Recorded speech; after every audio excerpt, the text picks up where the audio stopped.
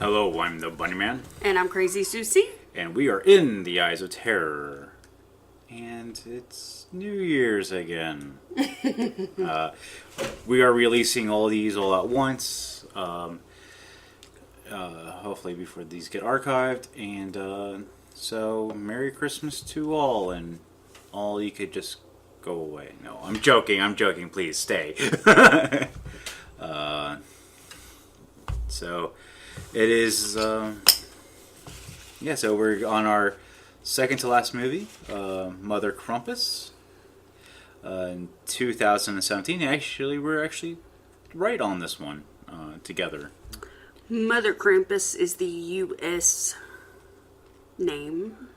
The U.K. name for this is The Curse of Frau Percha.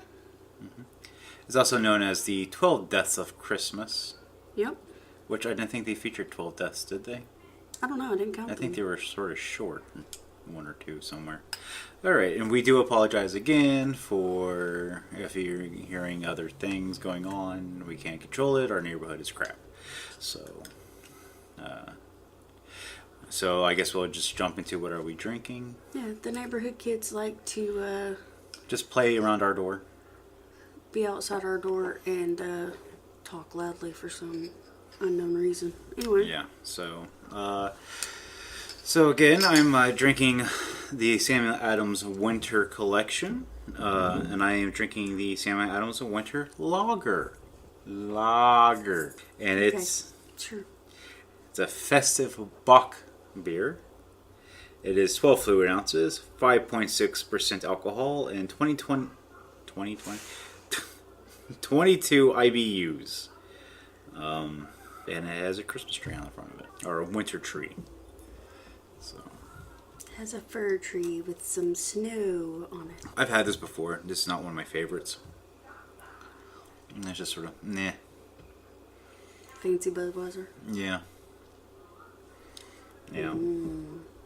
And what are you drinking? I'm being good, so I'm having a cherry Dr. Pepper. Ooh. And so let's get in. Actually, I need something to sort of get both tastes out of my mouth. So, all right, I'll drink it again and then throughout the thing and see if it gets any better. Because I have two different beers in my mouth. So. Okay, as we said, this film is Mother Krampus. It's the third in our Ho Ho Ho series. It is rated R. It's 90 minutes long. It's listed as a horror film. It is 3.8 out of 10 scored for IMDb. The director of this film is James Class, and the writers are Scott Jeffrey and James Class. The cast are Claire Marie Fox plays Vanessa, Faye Goodwin plays Amy, Tony Manders plays Alfie, Michelle Archer plays Leslie, Tara McGowran plays Frau Percha, Dottie James plays Debbie, Oliver Ebsworth plays Callum, Cian Crisp plays Martha Giddings, Amy Burrows plays Miss Kitchen. The rest can be found on imdb.com. The origin of this film is in the UK, and the storyline is based on a myth of Frau Percha, a witch that comes on the 12 days of Christmas, taking children every night. Okay. So I'll begin with their sort of like monologue at the beginning, and going back to I just cleansed my palate. Yeah, this is not very good. I don't really highly suggest this one at all. You can really sort of taste the ginger in this because it's a lager with ginger peel, cinnamon, and orange peel, cinnamon, and ginger. And you can really taste the ginger in it. I thought you liked ginger. I do, but it's like a Budweiser with a bit of ginger in it. Mm. It's not that great. So I'll go to the dialogue. Yeah, so the movie begins with a booming voice explaining how this tale has come about. For the 12 days before Christmas of 1921, children from the town of Belgrave went missing near the town's woods. They were never found or heard of again, apart from one traumatized girl. Her injuries were horrific. Her mind was gone. She spoke in riddles before she died of her catastrophic injuries. All anyone could comprehend was her screaming over and over again. The witch, just before Christmas in the winter of 1992. Children start disappearing again. This time, 5 of them.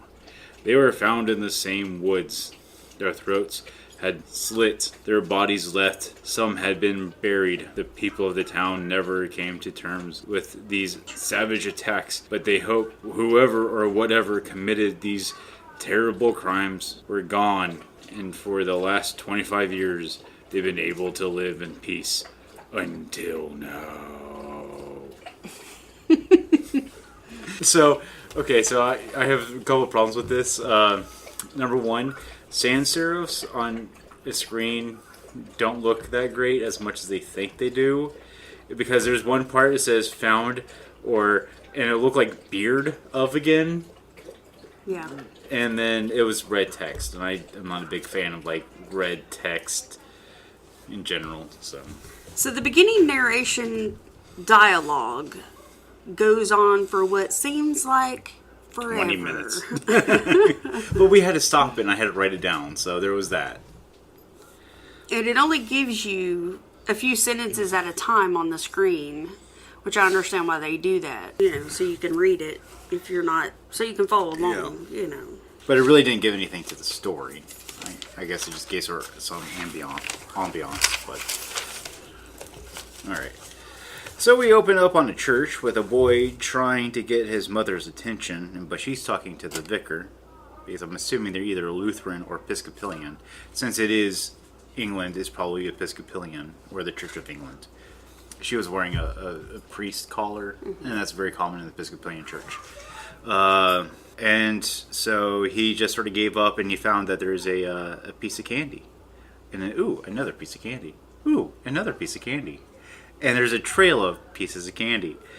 And he follows the trail to a bigger pile of generic candy. And this is the candy that old women give you that is like, at any temperature, it sticks to the back of your teeth, and it's that annoying sticky candy. It doesn't go to a pile of candy. He has a pile in his hands because he's collected it. Oh, I thought it went to a pile. Well, anyway. Either way. But I mean, this is that colorful, like, they look good because they're colorful, wrappers, but you open them and you're like, oh, it's these candies because they're sticky and they don't taste good. And they're old people candy. He follows the candy trail to a door. And there is a woman in a voice. You see the outline of a hooded figure, and a voice says, "Come here." He drops the pile of candy and goes to the woman and takes her hand for the offer of more sweets. As he asked her, "Do you have more sweets?" Well, she hands him a candy cane. And she reaches out with a candy cane. So he reaches out his hand to her. He screams. And this action brings his mother running, but hence it is too late. Because he gets pulled by the witch. Like, he gets enveloped by the witch's, like... And this is what bothers me with this movie. Okay. Throughout the film, she is never mentioned as Mother Krampus. That's the title of the film. She's mentioned as witch. All other names, but what the title is. Yeah, they're just... So, if you look at the timeline, though, of this movie, and the other movie that we're going to do, they all came around the same time when the Krampus movie, the big blockbuster Krampus movie came out. The good one. So all of them cashed in on that name. So that you would pick up this movie, too. These are like faux blockbusters. Okay. So they use the name, but this character is really about a witch called Frau Percha. It has nothing to do with Krampus. It could have been like the Christmas Witch or something like that. I get what you're saying. Other than the fact that those myths are similar, but she wasn't a monster or a creature. She was a witch. Yes, but the thing is, they're just trying to cash in on the name because they know this movie. They don't care if you actually enjoyed the movie. They just care if you watch it. I understand. Or you know, they use the name to get people to pick the film up. Yeah, I actually would rather have gone with the original name, the 12 Murders or the 12 Killings of Christmas, or whatever. You know, I think that's a better name than Mother Krampus. Yeah. To be honest, I mean, it doesn't suit the film at all. It irritates me. Anyway, that's my soapbox. And okay, and the other thing that's really irritates me is the voice. They use a very masculine voice where I feel like they should have used a very feminine voice. Well, I think it was because she was old. Yeah, but it takes something away. You know, like the seduction type thing away. Not like sexual seduction, but just seduction in general. You know, like Candy is... she seduces the children to come with her with the candy. And well, the thing is, she finds what each child wants. And she tries to give it yes, to but I'm just saying it. But I mean, that's a seduction type thing. But what I'm saying is that the voice is just one of those like things that really turn me off. I wouldn't even mind if it was an old lady crackly voice. But the thing is, the voice doesn't matter. She barely says anything. I know. It just when she does, it's just one of those things. Okay. All right, we're done. The next scene: Amy, a girl at school, gets taken out of classes early to go visit her granddad with her mom. We find out that, though, she was asked out by a boy, and the boy... Callum, was passing notes, and the teacher got miffed and and she put it on her radar, basically. She took the note and gave Callum and Brian, who was picking on Callum for giving her the note, detention. Well, because they started trying to beat each other up, so they got into a little scuffle later on in the hallway. They make it safely to her granddad's. Mom gives her dad a hug. Amy goes to her room. Mom and Granddad have a chat. They talk about Amy's dad not coming for Christmas. Alfie, the granddad, has a visitor, Leslie. She comes to tell him that she is back. That is why children are missing. Please come to the church, Amy asked. Well, during this time, too, Amy calls her dad, who left her mom for a younger girl, but they both look like they're in their 20s. And then, No, I think Amy's mom is probably in her 30s. No, I'm saying, but her dad and the young girl look about the same age. That's what I was trying to get at. And, to come to Christmas dinner, you know, like the next day, and then she lied and said that mom's okay with it. So that sets up like this other sort of like subplot. Mm-hmm. Okay. So Leslie asks Alfie to please meet her at the church tomorrow. Amy asked for a cat for Christmas, but really she only wants her dad to spend it with her. But she already called. Right. Mother Krampus waves at Amy. She's slowly trying to introduce herself to Amy so she doesn't scare her away. Two boys in detention, Brian and Callum, get left alone. Brian decides... And the classroom was like dark, there's no lights on it, and there's a tent. It sort of bothered me. There was a tent sort of in the corner. Yeah, there was a tent... like a camping tent inside the classroom. But instead of an awning, it was like really crinkly, thick, clear plastic. Yeah, I don't really understand I don't know what the purpose of that is, but... Or the tent. And my entire thing was like, wouldn't this be like a safety hazard? You know, with kids, you know, because you're not allowed to have stuff like this anymore in like schools. You know, where kids could hide and stuff like that. I'm sorry, the boy's name is Kevin, not Brian. Yeah. So, they're in detention. Their teacher leaves the room, and they hear a noise. They look inside the tent, or go toward the tent to look in it. Because you hear there's something in there. You hear that crinkling of that heavy plastic. Kevin decides to go closer, but Callum tells him not to. Next thing you know it, when the teacher comes back, her and Callum go to look in the tent, and Kevin is gone. But Callum sees Kevin get sucked into the tent. And then, so, I mean, but they both look in, there's no trace of anything. And again, my whole problem is why, the only reason why the tent is in there is to have this scene.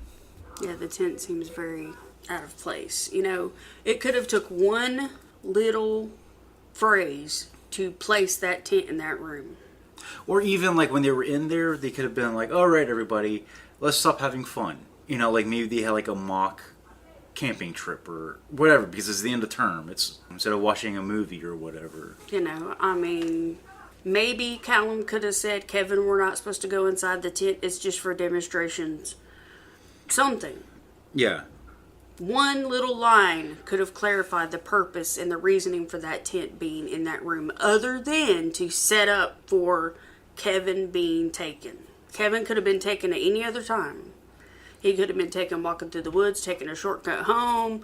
He could have been taken any other time, which would make sense. He could even be taken, you know, remember those old desks that we had that, you know, you lift up the top or whatever? He could be lifted up at top and then she just grabs him and sucks him into that desk. Mm-hmm. I mean, actually, I think that'd be pretty cool. But I'm just saying, like, it could have been anything else. Like, he had to run to the restroom, so he disobeyed and just walked out the door and disappeared. Anything other than this weird tent. Yeah, that doesn't belong there. But anyway. So Alfie, he's having him a few stiff drinks. He has a lot on his mind. He asks his daughter for a ride tomorrow. He goes to the church as Leslie asked him. The older people in the group tell the younger ones what happened in 1992. 1992. I remember 1992, sort of. You were having a little too many stiff drinks at the age of what? I was 12 in 1992. Yeah, I probably was drinking. My uncle would have kickers in the basement. So you're 12 years. So at 12, you were an already prospering alcoholic. It was the 90s. Yeah. Don't judge. If I sneak beers, it's the 90s. Molly, a child murderer, people, you know, the townspeople basically accused her of all these children missing. People took photos of her sneaking on and off of their property. They took Molly out. They felt like, you know, this was appropriate evidence to prove that this lady in town, who was strange, they even mentioned she was a bit weird, because they had photos of her sneaking on and off their property. They felt this was adequate enough evidence to prove that she was the one that had been taking these children and killing them. So they took Molly out to the woods and they hung her. Like, my problem is I mean, this is a really good example, is that, so a handful of people said it was obviously her. And so this whole, like, pitchfork crew comes in and just strangles her. And this is, like, my issue with anything that, you know, you get a lot of people saying it obviously has to be this thing. And you hung an innocent person. This lady's a bit strange. It should be her, you know. Watch us be the ones hung up from trees because we're a bit odd. I mean, that's a scary idea that you could just be, because you're a bit odd, if you have enough people and enough fear, that you can be killed, even into, like, modern day. Just something that just freaks me out a little bit. So before she actually died, when they were hanging her, she placed a curse on them and their bloodline. Fra Percha, a witch who takes the children, is going to come back. Yeah, because she started muttering like Frau Percha, the witch, you know, and it's so she's basically trying to summon the Frau Percha into her, so she can, because I'm guessing it's a spiritual form, so it has to take some sort of physical form to do its bidding. So she basically gave up herself as a sacrifice, or as a vessel for Frau Percha to to take over. Yeah. Well, Alfie's daughter gets a little restless and is outside waiting for him to finish his meeting. And one of the members inside goes outside to use the phone to check on his daughter, who is at home being looked over by a babysitter. Her name is Tilly. So Tilly, a daughter of one of the people involved in Molly's death, she wants to hear a real bedtime story. Yeah, but she's sort of a brat. Yeah, she's that preteen, I know everything attitude.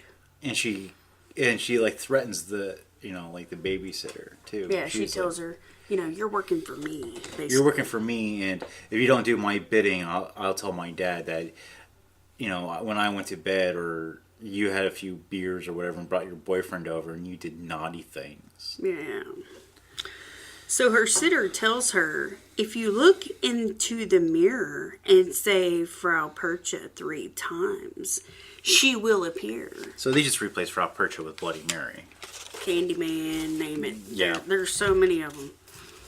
So they do, and she does. Frau Percha appears.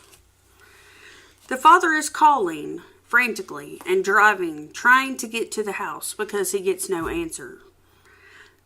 Mother Krampus gets the babysitter. She sews Christmas lights into her stomach or abdomen with ribbons, and she strings her up outside of the house. So we get our first kill. It was a 3 out of 5, I say. When she was at first, when I first saw this, I was trying to figure out what she was. I thought she was like sewing a minced meat pie with lights, into her. That's the only thing I could think of. And this is really the only graphic kill in this entire movie that I feel like. This one, it was relatively prolonged and actually pretty gory for. It sets a tone that unfortunately doesn't help, the rest of the movie. But so now the babysitter's a star. Yeah, well, she was, the old ex. And she was, sort of hung by an ex. So. Yeah, but she kind of looks like this star. Yeah, like a star. Yeah. And she's all shiny like a star. Mm-hmm. And this is all happening sort of during like with flashbacks and stuff like that. It's really sort of jarring on what is going on. Because you have the phone call and then you have this whole Frau Percha thing going on.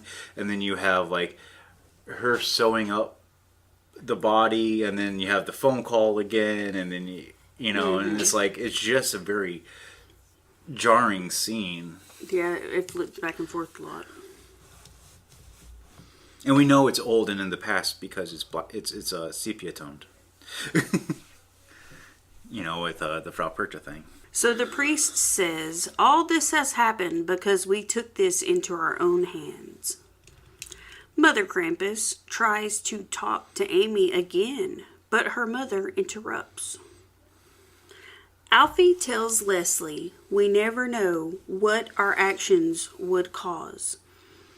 She says, I never stopped loving you. She is scared they will not make it to Christmas. That their daughter will not be safe.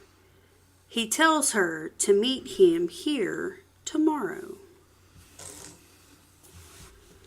They're meeting at the church every day. Yeah. Might as well just make it a dinner date.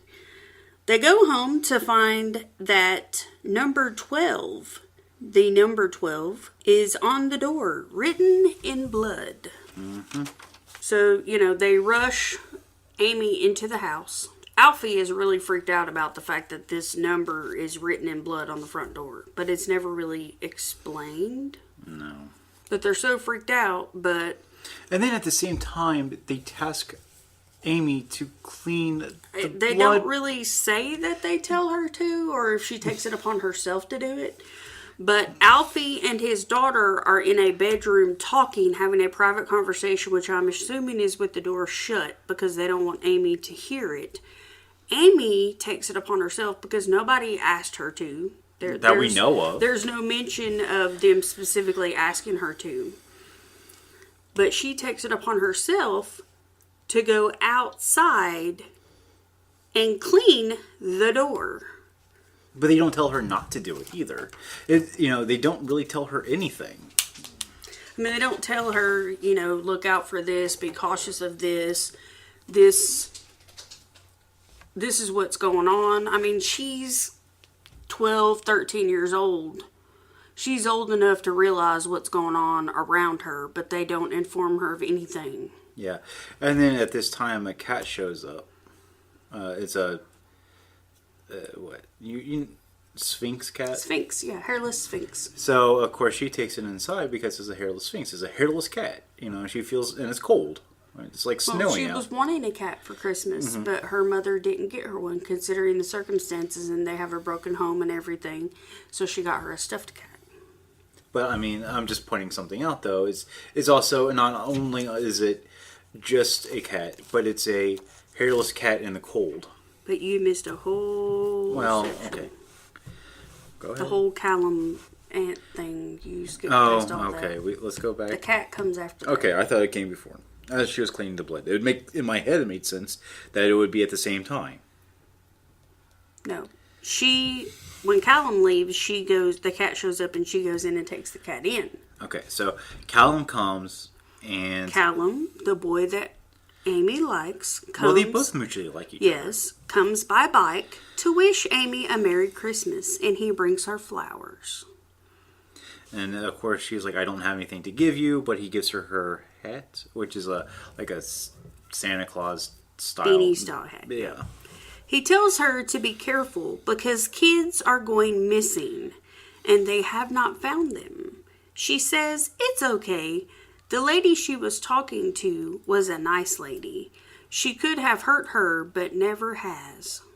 And that sort of freaks Callum out a little bit. And she asks Callum to come inside, but he said his aunts would freak out. Yeah, his aunt is probably worried about him, so he needs to leave. And then... At that exact time, here comes his aunt. Yeah. Oh, he calls her auntie, sorry. Callum and his auntie walk home. They come upon a campsite. Okay, but here's another thing. So Callum's bike is now missing a tire. No, it hasn't. The tire went flat. Okay. I thought it was like missing a tire. Mm-mm. And she's like, just walk it home. I would just be like, just leave it. We'll get it in the morning. Just like... Well, she told him, don't worry about it. Just walk it home. Santa brought you a new one anyway. Then just leave it. Just leave it. Just leave the... He could have left it at her house, and they would know exactly where it's at, and they will get it in the morning. Santa brought you a new one anyway. Yeah, don't worry about it. Santa brought you one. Spoil alert. All right. And then, so they come across this campsite, and they see on this campfire some flesh cookies, gingerbread flesh cookies. Well, you don't know they're that. You just see gingerbread shaped things. Well, it looks like flesh or bologna, one of the two. And what happens next? We presume it's flesh on an open fire. That's how the song goes. Have yourself some flesh cookie men on an open fire. Wrong one, but you get the gist. And then... So Mother Krampus shows up. Yeah. And she takes the auntie and she uses a gingerbread man cookie cutter to cut out a piece of the skin from the auntie's back and then places it on the fire. And at first I thought it was like on her buttocks, just because it's like a really weird close-up. And the skin on your back is really thick. But the skin on your buttocks is more fleshy. She wasn't going for flesh, she was going for skin. Okay, whatever. So she did that, and then she put it on a stick, and then roasted it, and then ate it. And then she comes back and tries to feed the ant what looks like shrimp innards. Like she like picks something out of her stomach and then tries to make her eat it, but it looks like shrimp. I think it was part of her intestine. Yeah, but it looked like shrimp. And this whole scene is really hard to figure out what is going on. Yeah, because it's just the only thing lighting the whole scene is the campfire. Yeah, and then it sort of takes you out when you like, because it looks like shrimp and she looks like she's eating a bologna gingerbread man. Mm-hmm. And Callum is standing there the whole time just screaming about this whole event, and then so Mother Krampus just goes up to him and chucks him in a bag. Yeah. And you're like, okay. All right. That just happened. And then Ness, the mom, wakes up the next day with her dad putting up crosses, like stick crosses all around the house. And Amy's dad brings his new girlfriend to Alfie's place, which I guess they're temporarily staying at. And then, of course, her dad's girlfriend is put off by how everyone is treating her. Really, what do you think? You're just going to stroll into a place and be like, hey, everybody likes me. I broke your family. Your dad is screwing me. Let's have some party. Amy begs them to stay for Christmas for her. Then she hides in the closet with her cat. Yeah. Makes a lot of sense. Alfie and Vanessa go to the church to meet Leslie and the others, but they never show. And Alfie puts the puzzle together. I guess there's a board with a bunch of pictures on it where the location of the children were found, and he takes a string and he connects them all, and it makes a star. You realize that they only do this in movies? Like the whole string thing? Yeah. And I mean, I'm surprised that it took them to put the string together thing. I mean, and you could accidentally have like made a box out of it, or there's like other designs, but you didn't just see that like as it was forming. Like, so he realizes that Amy is next, so they run home. They return home to Debbie, the girlfriend, being Betty Crocker. I guess a really crappy Betty Crocker. She tries to make small talk with Vanessa, but she snaps, and Debbie goes outside. Mother Krampus gets her, so they bring her back inside. Well, and so I think she's just thick. She's just moronic. Because she's just like standing out there by the car like, well, why doesn't Willen come on out? It's cold. And then you see like the Mother Krampus like getting closer. Yeah. And she's just like, whatever, I'm so done with this family. I can't believe they don't like me. I broke their family, what did they expect? I'm a nice girl, I don't know what they're thinking. Don't know what the problem is. Yeah. I was just trying to make them dinner. Amy lets the cat back in and asks it why it ran off. Mother Krampus burns Amy's dad's face. What'd you say his name was? Wilden.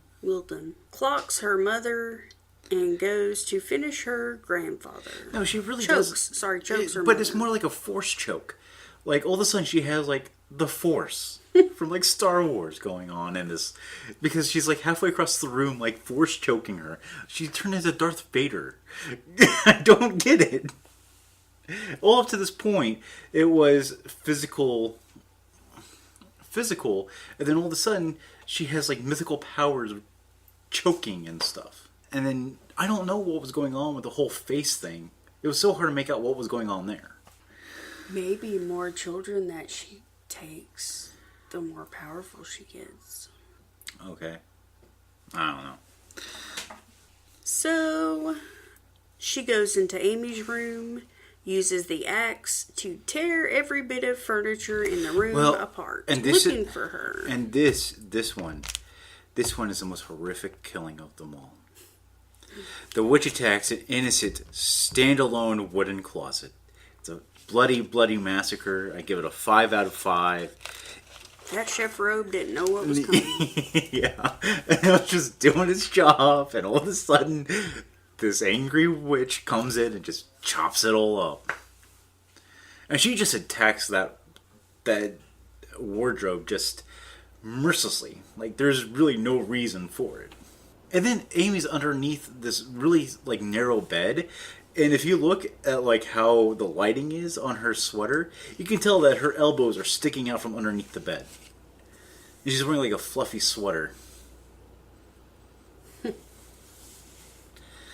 So, I guess, you know, the witch is, like, half blind or something. Okay, so the witch comes for Deb, and she hits her in the face so Deb hits her in the face with some water, and the witch was not happy about that. So I sort of half expected her to melt, but it didn't happen. And then Deb ties her up like a goose, and we get a kill 5 ? Carves up Deb. It's really a shame she lets so much meat go to waste, though, because she, like, carves out chunks and then puts them in, like, a tray. In a Pyrex dish. In a Pyrex dish, and then and that's it. I mean, it's like... She puts them in the oven. Yeah, and then she's, like, using the electric knife to cut her up, and it's like... But it's like her buttocks. No, it's her liver. Oh, okay. I didn't know what was going on. Again, this was another one of, I don't know what was going on. You don't know what liver looks like? No, I know what liver looks like. But the way that she was just going at it, again, everything was obscured and it was in the dark and it just didn't make any sense, you know. And then Weldon comes in to try to save Deb. And, well, it looks like kill number 7, but it isn't. Weldon is strangled by some lights before he dies, but he gets one last taste of Deb. And I give this a 1 out of 5, but we find out he's not actually dead, so whatever. But he's, like, eating this liver bits, and he's puking up blood and stuff like that, and... I don't know. It was just a really weird scene. Don't you think so? Because the witch is force-feeding him the parts of his girlfriend. I know, but... You failed to mention that. You act like he's just feasting on her. That should have been a better movie. Yeah, the witch is force-feeding him Deb. She ties him to a chair and force-feeds him the liver of his girlfriend. Mother Krampus tries to get Amy to come with her, but she refuses. Her mother comes and takes her to another room. Alfie is tied up outside. Dad wakes up, unties himself, and vomits up the remaining parts of Deb. Essence of Deb.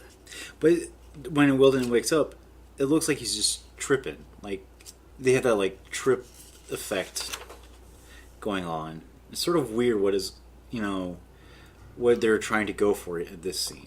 I don't know. Amy screams as hands come for her through the window. Weldon uses the axe hears the screams, and instead of actually opening the door, he uses the axe through the door, which Ness is... Her back is placed on them. She's leaning against the door, and so instead of hitting the witch, he accidentally axes Deb. No, Vanessa. Yeah. Deb's already dead. I mean, yeah. He throws the axe until blood pools at the bottom of the door, and when he pulls the axe out, the whole blade of the axe is covered in blood. Mother Krampus comes for Dad and removes his heart from his chest. And we find out that Weldon is very heartless. Mother Krampus showed Amy what really happened, that Leslie and Alfie killed the children. Yeah, so here we go again. We get the using of the force to remove the heart. Now we have the mind meld of the witch showing Amy what actually happened. Yep. Alfie killed his other daughter to make it look like Molly did, to cover up what his wife had done.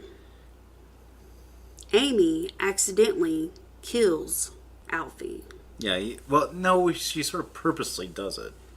Well, he's still alive at the end, so maybe he's not dead. But she injures him anyway. She has a knife in her hand. Okay, so the last movie, you're like, he has a stomach wound. He's probably going to bleed to death.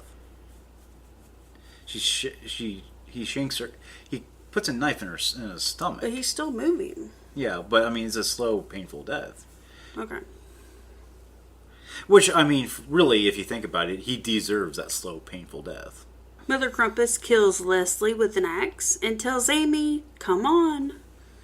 She goes to Mother Krampus. They walk into the woods as Alfie crawls toward them and screams, "Amy!"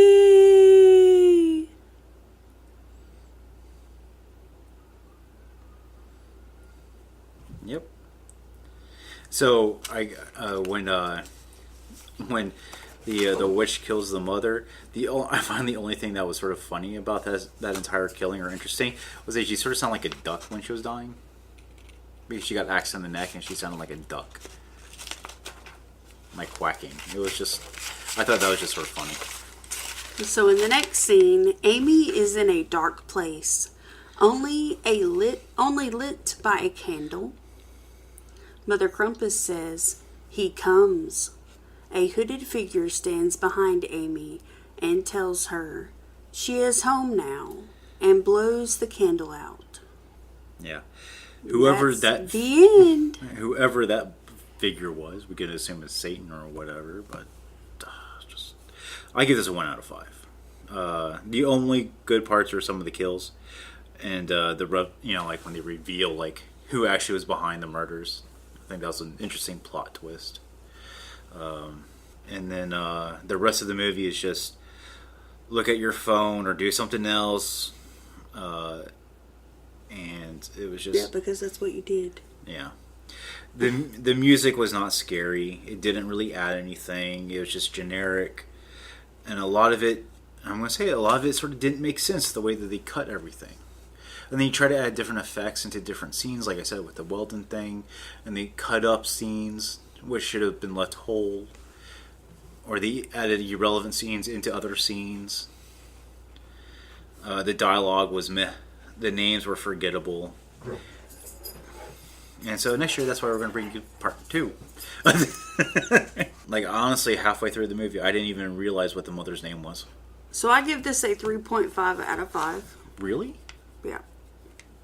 Simply because the story was meant to be based off of a true legend. So, that's the only reason it's supposed to be based off of a true legend. That's why you give it a 3.5. My qualms are the kills were not very bloody. The movie only refers to the Mother Krampus character as Molly and never Mother Krampus. Why name it that? That irritates me. It's a very slow start. The film is. It has a pretty decent ending. Not all of the deaths were shown or told about. Yeah, I want to know what happened to Caleb. I want to know like what happened to the kids. I sort of am very interested in like with the whole Amy thing. Is she saving them from everybody else and taking revenge on the ones who killed her? And then what was the She was supposed to take revenge on those who killed her and their bloodline. Oh, okay. So that's what. Okay, but still. So what happens when you pay attention to your phone and not the movie? No, That's what I'm saying. That's the one thing I like about it. It's based off an actual legend, but why name it what they named it? That irritates me. Again, it's for people. It's one of those full blockbusters. You see them all the time when something comes out. You know, like when Brave came out, you saw The Braver at like Redbox. You know, or Braver, or something like, it's just, they're trying to cash in on a name because the Krampus movie came out around the same time or the year before, and it was actually a pretty big box office hit, or it was, it had it was big enough where people were copying the name. Maybe the second one explains what happened to the kids. I don't know. Yeah. And we didn't realize there was a second one till we looked this one up on Prime. So there is a second. Yeah. Mother Krampus 2. We've not watched it. Nope. We don't know what happens. But considering all of the adults that started this are dead. Well, there's the possibility that Alfie's not dead. Like you said. But like I said, he's got a stomach wound. Mm-hmm. So he may or may not be dead. And there may be a few more, or who knows? Well, she came to Alfie to help finish this whole thing because he evidently is the only one that knows how to do that. Yeah. Maybe he has some duct tape on him and he duct taped his... Yeah. Who knows? I mean... Who knows? But it didn't even really explain, it didn't, we saw bits and pieces of, Alfie had a cop badge, he was a horrible drinker or whatever, and, all this, other stuff they never explained either. So there's a lot of, loose ends that maybe cinched up in the second one. I don't know.